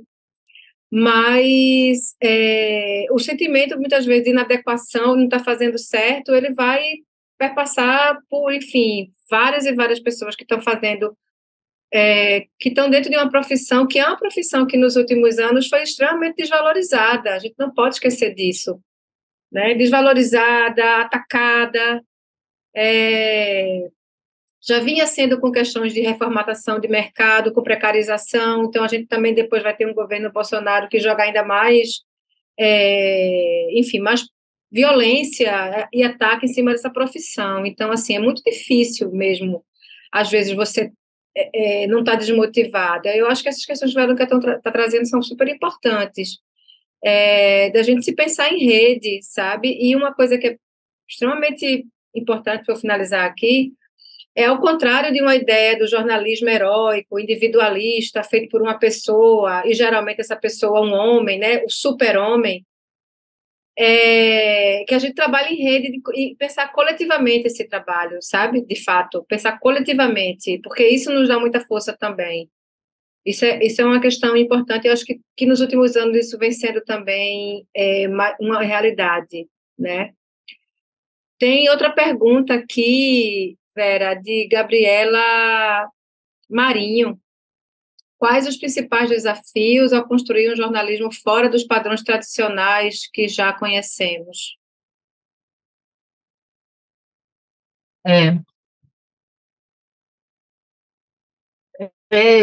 Eu não tenho tanta experiência, minha experiência maior é na academia, mas pelo que eu vejo, sinto, converso e estudo, tem um pouco a ver com isso que Fabi estava falando, de uma de um jornalismo que seja, de fato, construído coletivamente. Eu acho que é um desafio que se coloca também como uma potência, né? Eu acho que sempre que a gente pensa coletivamente é potente, mas a gente foi formatado na nossa cabeça que o individualismo, né, é mais importante, o individual é mais importante, enfim. Eu acho que temos também essa própria um próprio desafio da ideia de jornalismo como uma grande empresa, como algo que vai ser, então, que vai dar grandes lucros e ser muito bem relacionada. Essa imagem, ela é muito forte ainda, e a gente tem também um desafio de sustentar mesmo a ideia, a prática do jornalismo, né, não tradicional. Justamente porque essa ideia do jornalismo como uma grande empresa e tal, ela é muito forte. Eu acho que isso acaba sendo um desafio, mas a gente tem muitas experiências exitosas, né, que estão dando muito certo, que curiosamente são coletivas também, né? O que eu percebo também é que nas experiências que eu vejo são experiências que não se esgotam na produção de notícias, elas estão vinculadas com as pautas, elas estão produzindo outras formas de conhecimento, pesquisa, pesquisa fora da academia, né? Eu vou dar um exemplo aqui, por exemplo, a Asmina, né, que trabalha com jornalismo e gênero, elas fazem jornalismo, mas elas fazem pesquisa, elas estão junto com as mulheres, elas estão vinculadas ali. Então, acho que o desafio talvez também seja encontrar um formato, né? E quando a gente sai da referência, a gente não aprendeu muito a criar, a sermos nós os empresários, sermos nós os donos das iniciativas. A gente aprende a ser empregado, a gente aprende a ser uma pecinha mesmo no capitalismo, né? Então, acho que também é outro desafio, a gente se colocar como protagonistas. Eu ia usar empreendedor, mas essa palavra ela está tão carregada de coisas que não tem nada a ver com essa ideia de ser um jornalismo que fortaleça uma ideia de democracia que seja pela vida, onde caiba todo mundo e tal. Então, acho que essa ideia do protagonismo, né, mesmo, mais do que o empreendedorismo, acho que esses, falei alguns, são alguns dos desafios e que são colocados para a gente de uma forma meio cruel, assim, que também que tem a ver com o que a Tati falou, assim, que levam a gente a ficar mais desmotivado e tal, mas é isso, é o que Fabi falou, o jornalismo certo é o que a gente faz e o que está comprometido com esse compromisso ético de vida, de viver, de fertilidade, mais do que sobreviver, né? Já foi. Ainda bem que a gente não precisa, quer dizer, a gente ainda precisa sobreviver em em determinados momentos, né? Como foi aí recentemente. Mas eu acho que a gente tem mais oportunidades do que os nossos ancestrais, por exemplo, né? Então, eu acho que é por aí. Não sei se Fabi tem outros aportes aí. Eu tenho, Vera, posso falar algumas coisas. Só saber se alguém quer fazer também mais alguma pergunta, só para a gente ficar aqui pensando aí, se quiserem fazer mais alguma pergunta para a Vera, aproveitar, né, porque eu sei que isso não é um assunto comum na aula de jornalismo, então, aproveitar bem. Deixa eu só refrescar aqui olhar a pergunta de novo direitinho, né, principais desafios, né, de Gabriela.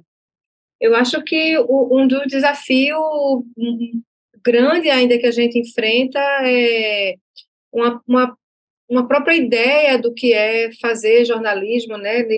Tem esses jargões como o compromisso com a verdade, a objetividade, né? Esses jargões, e veja, não são jargões mentirosos, né? São necessários. Compromisso com a verdade, né? Apuração, né? Checagem, ter uma linguagem que dê conta de uma audiência mais ampla, né? Isso tudo faz parte do exercício do jornalismo, do que é o jornalismo, né? Da carne do jornalismo. Só que uma questão é que esses termos, essas máximas, digamos assim, elas foram usadas historicamente por pessoas que, na verdade, se utilizavam dessas ideias de verdade, de objetividade, por exemplo, de uma maneira muito particular, né? Então, só para exemplificar aqui, para materializar, quando a gente pensa no chamados jornais sóbrios, para usar aqui um termo de um autor importante na teoria de jornalismo, que é o Luiz Gonzaga Mota, ele cita o Jornal do Brasil, o Globo, Folha de São Paulo, Correio Brasiliense, né? E é muito interessante que a academia olhe esses jornais. Estou falando aqui uma parte da academia, porque a academia também é heterogênea. Na maior parte, essa heterogeneidade, na verdade, vem sendo conquistada cada vez mais, mas já foi bem menos heterogênea, e esse texto que eu estou citando é desse momento para trás, mas não tanto. Mas quando um autor importante fala, por exemplo, que esses jornais são jornais sóbrios, para falar, por exemplo, como eles eram objetivos e racionais, que é uma palavra que é importante também nesse sentido aqui, como é que a gente pensa, por exemplo, na objetividade e na questão da verdade, especificamente, que eu pegar um jornal para exemplificar os outros, a Folha de São Paulo, quando a gente sabe que foi um jornal que apoiou a ditadura militar, né? De que objetividade a gente fala aqui? E até isso, né? Quando fala, por exemplo, que a gente não deve atuar como ativistas ou militantes, que é uma questão que eu também venho escrevendo a respeito. Né? A Folha de São Paulo foi uma militante da ditadura militar, portanto, ela não teria essa racionalidade ou objetividade que ela vem de si mesma. Né? Então, esses jornais que se dizem o jornalismo profissional é muito interessante, porque é um termo auto-intitulado e que leva a que as pessoas os entendam como jornalismo profissional, mas não vão entender, por exemplo, o joio e o trigo, que para mim, eu já falei para vocês, é um dos melhores, né, assim, de jornalismo investigativo, né, colocando aqui dentro desses critérios da grande reportagem investigativa que é tão prezada por veículos como Piauí, Folha de São Paulo, enfim. Então, acho que um desafio maior é a gente conseguir furar essas ideias muito preconizadas, engessadas do campo, né, que vão olhar, de certa maneira, com algum tipo de condescendência, por exemplo, o jornalismo dos direitos humanos, o jornalismo das periferias, né? Quase como fosse um jornalismo menor. Isso é uma questão do campo, isso é uma questão hoje que eu observo bastante, assim, né? Quando você vai olhar na lista quem se intitula jornalismo profissional e o que a academia também assimila como jornalismo profissional, não é geralmente aquele que está, quase nunca, 90%, não é o de direitos humanos, não é um Joio Trigo, não é o Intercept, não é o Colabora, entende? Então, isso é uma questão do campo profissional e da academia atuando aí simultaneamente e se alimentando. Então, eu acho que esse é um desafio hoje, ainda, sabe? A gente conseguir driblar, eu acho que a gente vem driblando, mas driblar essas falácias também. E volto a dizer, vou passar a palavra para a Flávia, mas volto a dizer, questões como a verdade, questões como a apuração, a objetividade jornalística, elas são super importantes, só que elas não podem atuar como uma blindagem para quem sempre teve interesse próprio e se colocou atrás desses escudos, sabe? Como se fosse muito mais racional e objetivo do que os outros. Não só ia comentar, Fabi, meio que um complemento mesmo, que muitas vezes, né, os veículos ditos independentes, como Colabora, Intercept, Agência Pública, eles acabam pautando a chamada grande mídia, né, a mídia tradicional, hegemônica, e, bem, é uma luta aí para que pelo menos a gente receba o crédito. No caso do Colabora, a gente já deu o furo de reportagem e fomos creditados, mas a gente também já pautou, tem um especial que é muito bacana, um especial multimídia, que é o LGBT 60+, Corpos que Resistem, né, a gente já está indo aí para a 3ª temporada, e a gente acabou pautando um especial da TV Globo, né, quando a gente viu, eles estavam fazendo ali um material muito parecido com o material que o Colabora já vem investindo há alguns anos. Então também essa questão, né, que a gente sabe que tem uma relevância e que cada vez mais a chamada mídia tradicional está bebendo nessa fonte aí dos independentes, porque sabe que tem conteúdo inédito e diferente e fora do comum, digamos assim, né, da produção da mídia tradicional. Então, nesse sentido, eu acho que também o jornalismo independente vem ganhando uma relevância e mostrando o seu valor. Sou um pouco contra esse termo independente, mas, né, só para situar no espaço do que a gente está falando aqui. Total, Flávia.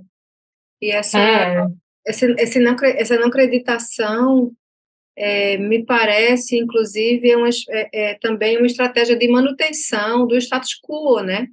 Porque a partir do momento em que eu acredito o jornalismo independente, alternativo, seja qual nomenclatura muitas vezes se coloque, eu estou balizando a importância, né, né? E isso me parece uma estratégia. A agência pública o tempo todo está escrevendo sobre isso. Assim, Natália, ela disse uma das coisas que mais irrita ela, como se utiliza os dados da agência pública para fazer reportagem, não citam, a gênero e número também. Então, eu acho que isso também é uma estratégia de manutenção do status quo, né? Vera ia Sim.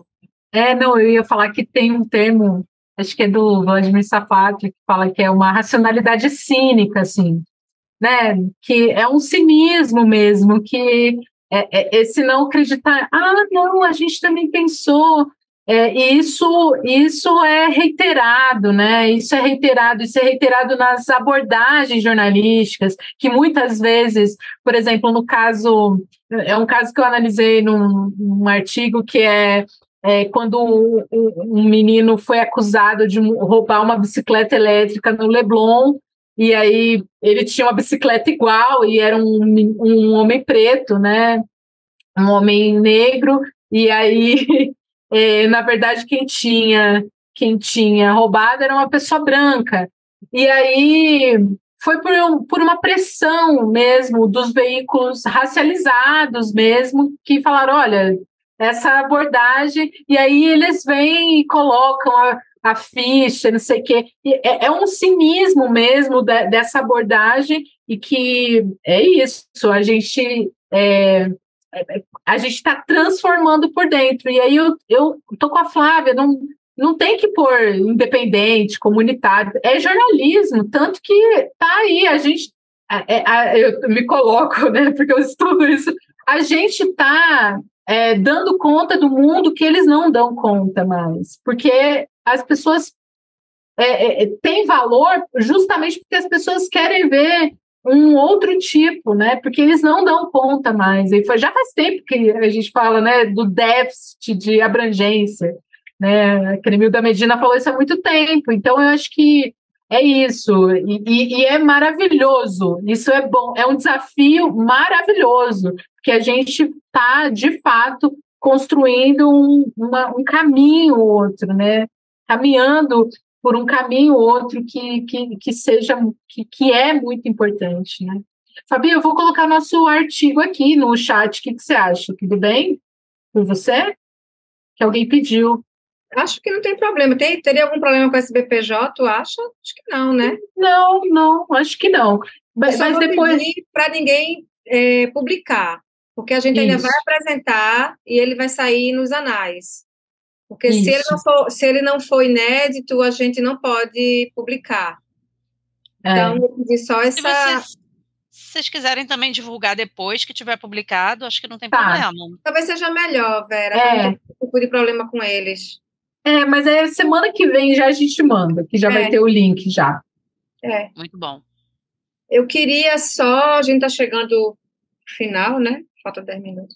Mas eu queria só dizer uma questão, assim, provocada pelas questões de Tati, de Gabi também, inclusive o relato de Adilson, eu acho que essas coisas se encontram, é que, assim, isso é uma questão que eu venho pensando há muito tempo, eu vou escrever posteriormente a respeito, mas eu tenho falado muito, assim, é muito importante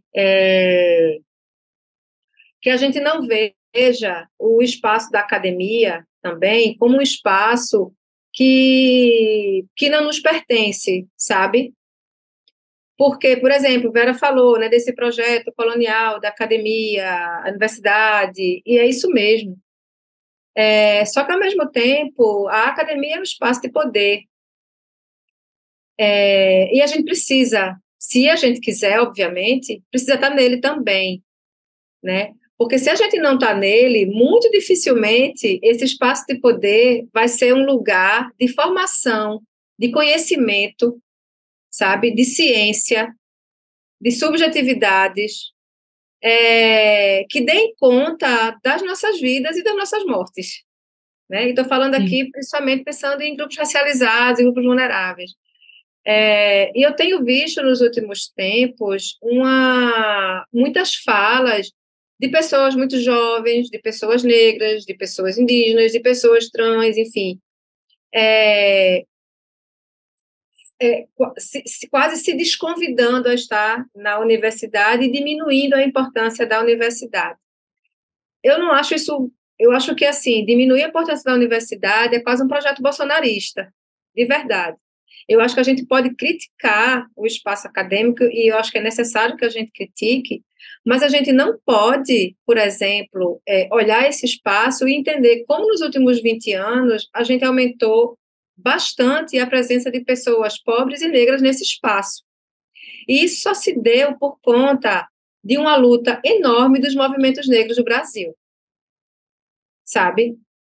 Então, a gente precisa pensar historicamente como se deu essas questões, do que é essa universidade hoje e como é que a gente pode driblar e hackear esses espaços, a universidade. Se a gente está falando isso em relação ao jornalismo, eu estou trazendo isso só para a gente pensar a academia, porque é na academia que o ensino do jornalismo é realizado em grande parte, sabe?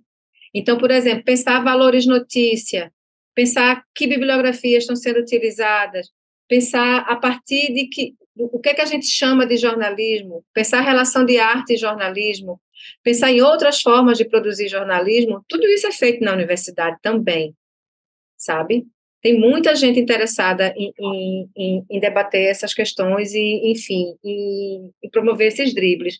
Eu estou falando isso aqui porque a gente precisa entender como esses espaços são importantes nas nossas vidas e nas nossas mortes, e nas formas como a gente está aprendendo o jornalismo e a comunicação de maneira geral. Então, se a gente simplesmente diz que a universidade é um espaço, enfim, que não nos interessa, que é um espaço apenas formado por pessoas brancas e que, enfim, a gente está silenciando o próprio movimento negro brasileiro, silenciando a política de cotas, sabe? Silenciando as pessoas pobres e negras que estão entrando na universidade. A pós-graduação, a docência na pós-graduação no Brasil é o espaço onde tem menos mulheres negras. É um dos espaços que tem menos mulheres negras. É muito solitário estar nesse espaço. E se simplesmente a gente abre mão dele, a gente vai perpetuar que a gente tenha doutores, homens brancos, dizendo que é ciência no Brasil. Então, assim, eu peço que vocês pensem nisso, sabe, nesses momentos de pensar a universidade e trocar essa ideia com outros colegas também, porque esse é um discurso que eu vejo que tem se fortalecido bastante.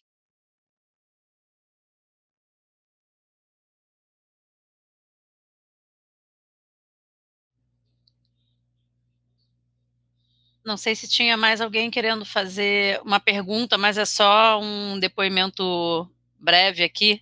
Eu sou cria da escola pública, do Colégio de Aplicação da UFRJ, aqui do Rio, e minha mãe foi professora do estado, do município, e trabalhou muitos anos lá na Rocinha, lá no alto do morro mesmo, né? E era muito comum, assim, quando eu era mais nova, eu saía com a minha mãe, e de repente a gente ia num café, em algum lugar, ela falava, essa moça que está aqui no caixa foi minha aluna. Ou chegava no supermercado, gente, era de lei essa. Essa moça aqui foi minha aluna. E eram sempre assim, né, cargos ali, operacionais e tal. E eu me lembro que na edição passada do Inclusão e Diversidade, eu escutei muito essa frase, sou a primeira pessoa da minha família a entrar numa universidade. Eu escutei isso, assim, sei lá, mais de 20 vezes, né? Então, isso bateu bem forte, assim, em mim, né? Porque eu estava acostumada a ouvir essa fala da minha mãe, que já é uma senhora de mais de 80 anos, mas que reproduz muito ainda, né? Acho que até um racismo histórico, até da geração dela. E aí eu procuro ter muito essa troca com ela, né? De contar também dessa experiência do curso. Porque era isso que eu mais ouvia, de chegar num lugar e ela era ali felicitada, né? Tinha uma troca legal dela encontrar os alunos, mas eram sempre pessoas nessa posição, sem desmerecer as posições, claro, né? Mas como se elas estivessem fadadas a terem, no máximo, aquele lugar ali, ou aquele tipo de ascensão, né, social e educacional. Então, isso é uma coisa que bate bem forte, sendo cria de escola pública e também tendo mãe e companheiro professor de escola pública. Queria falar também que essa coisa da entrada das pessoas negras na universidade, não é à toa que hoje a gente tem mais... que hoje eu posso falar de encruzilhada dentro da universidade, na minha tese, que tem esse nome no título, encruzilhada. Não é à toa que a gente tem iniciativas como Alma Preta, que a gente tem iniciativas como As Minas, como a gente tem iniciativas como Joio e Trigo, como a gente tem Fabiana sendo colunista do Intercept e professora de uma pós-graduação. Não é à toa. E se a gente sair desse lugar, se a gente recuar desse lugar, por mais que a gente crie outras institucionalidades, até que essas outras institucionalidades, ou seja, outras instituições, tenham o mesmo patamar que a universidade tem, a gente já subiu já do mapa, sabe assim, literalmente. Então, eu acho que também a gente tem que entender o que a universidade traz do ponto de vista que acessar esse lugar de poder nos permite transformar esse lugar de poder, inclusive, né? Então, hoje em dia, as grandes corporações, quem trabalha, como a Dilson trabalhou já e tal, as grandes corporações querem ter lá alguém falando sobre racismo, sobre essa questão, porque essa questão está sendo pautada e também está sendo pautada a partir da universidade. porque a gente está lá, está nela, né? E quem foi a primeira pessoa da família a cursar a universidade, quem é a primeira geração, como eu e minha irmã, a gente sabe a transformação que tem isso. Eu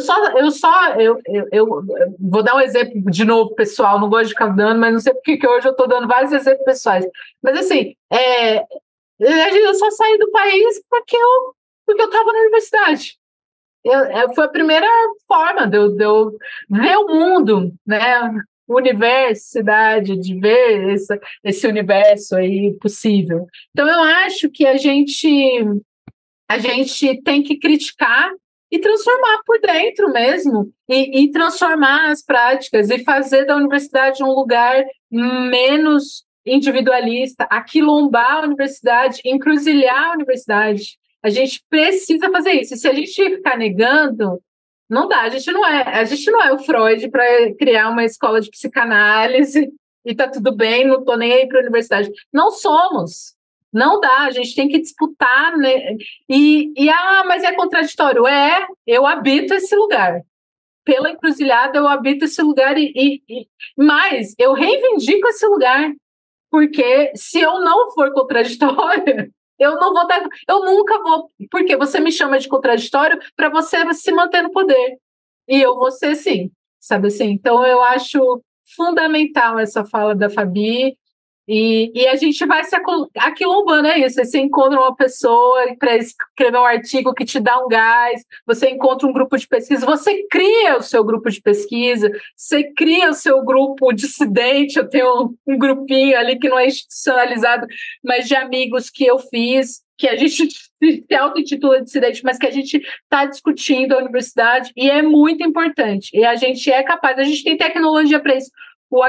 Beatriz Nascimento, a Quilombar é isso, a Encruzilhada e várias outras coisas. Os indígenas dentro das universidades, eu tive a oportunidade de ver, eles fazem pequenos tecorrais, fazem defesa de dissertação dentro do território indígena. É possível, e a gente precisa ocupar esse lugar. Eu também amo o ambiente da universidade, Adilson. Amo! De vez em quando, só para fazer uma fala. De vez em quando eu passo na universidade, né? Quando tenho tempo, dou um oi para os professores, vejo o pessoal. Eu vejo o que muda, eu fico, gente, parece que faz muito tempo que eu saí do ambiente. E eu estou planejando voltar, o mestrado que me espere. Mas o que a professora falou aí, a professora Fabiana, me fez lembrar do meu período do TCC, né? Que foi o meu podcast. Quando ela veio para cá, para Paraíba, eu até falei: professora, eu tenho um podcast. Não sei se você se lembra. Que foi justamente resultado disso, basicamente de todos os assuntos que a gente está falando aqui, que é esse jornalismo dito periférico, né? E isso foi resultado de um ato, né? Uma pessoa perguntou se meu pai era vivo, né? Porque eu sou de periferia, sou de Recife. E a pessoa sabia disso. Então a pessoa meio que colocou meu pai num lugar de traficante de drogas, e isso foi horrível. Eu falei, cara, o que é que eu vou fazer para resolver esse problema, né? Depois de chorar muito, eu disse, cara, eu sou jornalista, eu sou estudante de comunicação, eu vou comunicar o lugar de onde eu moro. Então, tentar meio que quebrar essa imagem que a pessoa tem sobre a periferia, sabe? Então, eu gostei muito, assim, de estar, né, ter sido selecionado para o Colabora e poder me conectar com outras pessoas também, e dessas aulas que a gente está tendo, porque uma hora ou outra eu vejo coisas que eu já fiz sem nem saber que eu estava fazendo certo ou errado, e que me fez chegar em um lugar que eu nem imaginava chegar, sabe? O pessoal que ouviu o meu TCC, algumas pessoas, né, além da banca e meus amigos, o pessoal ir no Instagram do meu TCC e dizer: gostei massa, eu achei muito massa do papo. Eu achei uma conversa muito bacana, que não pare, tipo, assim, por mais que você goste do que você faz, isso dá um gás, sabe? E eu acho que entrar no Colabora me deu um gás ainda mais. É isso, obrigado, pessoal. Que massa. Eu costumo dizer uma coisa: bicha quer, bicha faz. Sabe? E bicha somos todos nós, bicha é todo mundo que está, sabe? Bicha não é um homem, uma mulher, bicha é uma atitude. Bicha quer, bicha faz, sabe? Se juntando com as outras bichas, entendendo como as outras bichas, sabe? Driblam, fazem, olhando para o passado, olhando para o futuro, sabe? A gente não pode, a gente descansa, mas a gente tem que se levantar e, sabe? Continuar bichando.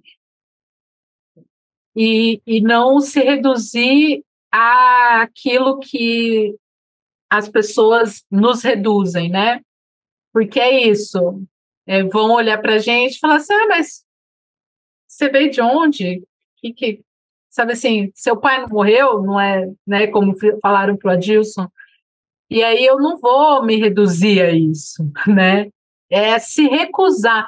Tem uma recusa, a encruzilhada tem uma recusa de se, de se, de se pautar pela escassez. A encruzilhada é fertilidade, é uma recusa mesmo, uma postura, e aí é uma postura epistêmica de falar assim, eu não vou ser isso que você está me reduzindo, porque aqui eu tenho um campo de possibilidades, eu tenho vários caminhos para caminhar pela encruzilhada. Eu vou me recusar a fazer isso, eu vou me recusar a ter síndrome da impostora, eu vou sentir aqui, vou dar uma choradinha, mas eu vou levantar.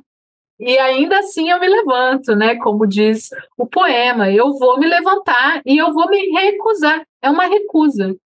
E eu acho isso muito potente.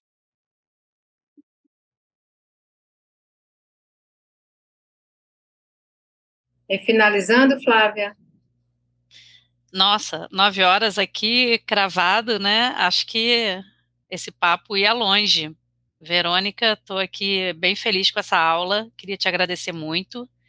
Acho que está todo mundo aqui bem. Nossa, ainda temos vários participantes. Eu vi que algumas pessoas tiveram que sair aí no meio. Mas é isso, né? A gente esse ano também, ano passado a gente gravou também, disponibilizou as aulas, e esse ano, além da gente ter essa possibilidade das pessoas que não podem estar aqui, por algum motivo nesse horário, poderem ver a aula gravada, a gente depois vai transformar isso num curso aberto no site do Colabora. Então, super importante para a gente aqui ter você hoje. É, acho que não tem mais o que dizer, estou aqui super encantada, querendo ler também aí o artigo de vocês, seu e da Fabi, assim que for publicado. E eu acho que foi uma troca super rica aqui, muita interação no chat, né? Muita gente falando. Coloquei alguns depoimentos pessoais também ali no chat que eu não resisti. E acho que é isso, queria te agradecer demais. E, Verônica, a gente tem um grupo no WhatsApp, né, dos participantes do curso, e como a gente tem um tempo aqui também que é um pouco escasso, né, a gente procura respeitar esse horário das 9 e não ir muito além. Caso surjam outras perguntas, a gente pode te encaminhar por lá, né, não tem problema. Não tem, na verdade, eu vi o link do grupo e eu falei assim, será que eu posso entrar? Eu não sabia se eu podia entrar, se era só para os estudantes, enfim, eu vou entrar com um super prazer.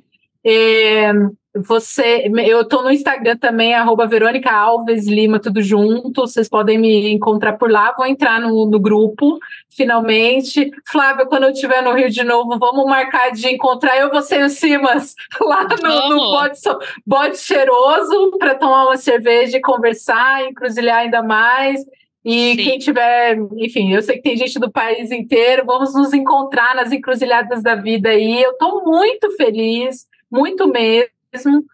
Aprendi também muito com vocês, aprendo sempre com a Fabi, e gratidão pela escuta e por me permitir poder falar também. Isso é muito, muito, muito, muito para mim, representa muito. Muito obrigada pela energia, pelo axé de todo mundo. Obrigada mais uma vez, Verônica. Oi, desculpa, Fabi, estou vendo aqui os últimos comentários aqui no chat, né, e, nossa, fiquei até emocionada aqui com o comentário do Guilherme, eu acho que é isso, gerou muitas reflexões, também, né, estava relembrando aqui até desses encontros, né, com os alunos da minha mãe lá da Rocinha, então, acho que gerou reflexão aí em todo mundo, e é isso também, Suelen aqui comentando, Sonilson, Alícia, Acho que está todo mundo bem feliz com essa aula. A gente fica com pena, né? A gente queria continuar aqui no papo, mas eu acho que é isso. O canal está aberto, Verônica. Super bem-vinda para entrar lá no nosso grupo. A gente deixa esse convite aberto, porque a gente sabe que todo mundo tem 1000 grupos de WhatsApp rolando, nem sempre as pessoas têm tempo, mas fique à vontade para entrar e depois, se não conseguir mais lidar também, dá um tchau, pessoal, tô indo. Vai ser super legal a gente ter essa troca lá no grupo também. Porque também é isso, né? Nem todo mundo pôde estar aqui hoje, e às vezes as pessoas querem encaminhar algumas perguntas, então a gente abre esse espaço também para os participantes. Mais uma vez, obrigada, pessoal. Obrigada, acabei de entrar. Ah, show, maravilha.